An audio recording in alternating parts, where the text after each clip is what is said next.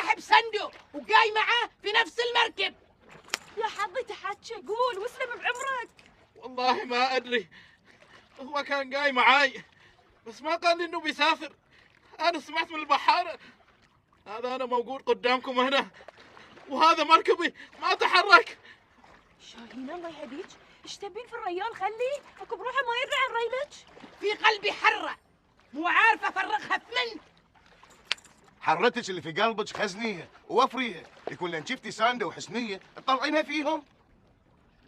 هذه الخشبة بشيلها معاي. اخذيها وياك بس شيلي ريلك عن الريال. انت بعد شيلي يدك، ذبحتيني.